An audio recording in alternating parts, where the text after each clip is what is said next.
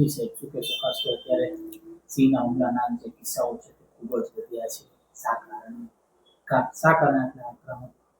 તો સિંહો તો છે ને છેલ્લા 25-30 વર્ષથી મનુષ્ય વિસ્તારોમાં ધીરે ધીરે આવી રહ્યા છે અને ફેલાઈ રહ્યા છે. 2000 પછી વધારે બહાર આવ્યા છે અને સામાન્ય રીતે શાંતિપૂર્ણ રીતે રહે છે. અત્યારે પણ આ શક્ય બન્યું હોત, પણ છેલ્લા જે થોડા દિવસોમાં આ કિસ્સાઓ બન્યા છે એ સિંહની ખૂબ જ નજીક ગયા હોય, ઇલીગલ લાયન શો હોય, રાત્રે બેદરકારી રાખેલી હોય અને એને છંછેડો હોય, એમાં જ આ હુમલા થયેલા છે. જો આવી બાબત આપણે નિવારી શકીએ તો આવા હુમલા થાય નહીં અને સિંહ કોઈ દિવસ મનુષ્ય ઉપર હુમલો કરે નહીં. એના ખોરાકમાં મનુષ્ય નથી, ચોપગા પ્રાણીઓ જ છે અને એ પ્રાણીઓ એને પૂરતા પ્રમાણમાં જંગલમાં અને જંગલની બહાર પણ મળી જ રહે છે.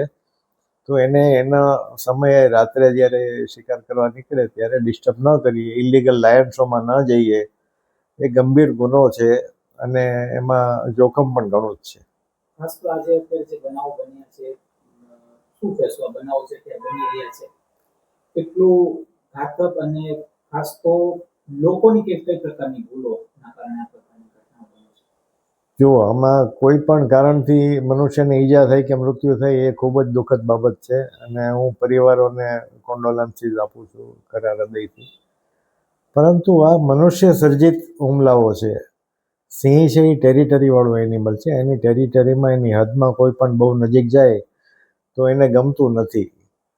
એટલે લોકોએ દૂર રહેવું જોઈએ.